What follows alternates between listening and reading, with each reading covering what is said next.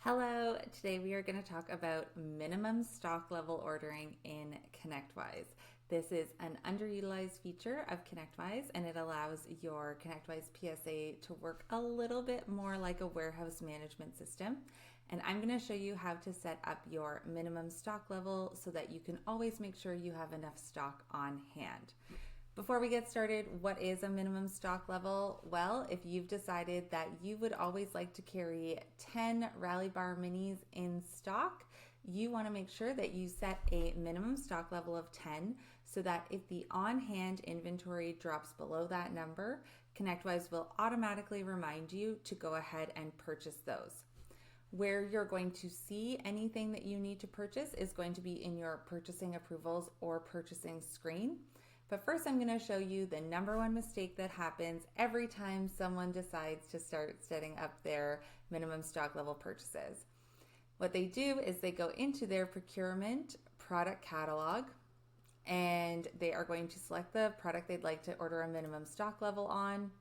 They check to make sure that it's an inventory class. Check out my other videos if you're not sure what the class means. It has to be inventory class. And then they say, yeah, I would like to have 10 on hand at any given time, and they hit save. They think they're done, they're happy with this. They navigate over to the procurement purchasing approvals screen. And when they do so, they notice that there are multiple lines of the same product sitting in their minimum stock order. You're going to see this under the charge to. So if we say charge to minimum stock, we see here that this is a different product because we actually already had 10 on hand of those Rally Bars, but we see that there are products here that need to be purchased and there's going to be multiple lines.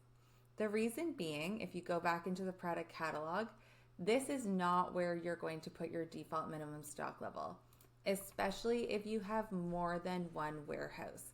This sets the default minimum stock level across every single one of your warehouses. And that's almost never the case. You usually don't want to have the same minimum stock in every single warehouse.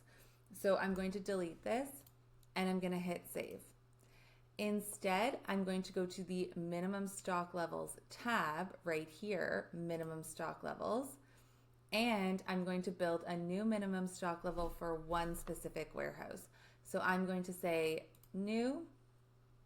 I'm going to choose the warehouse I would like. I'll put in my minimum stock level there, and then I'm going to hit save.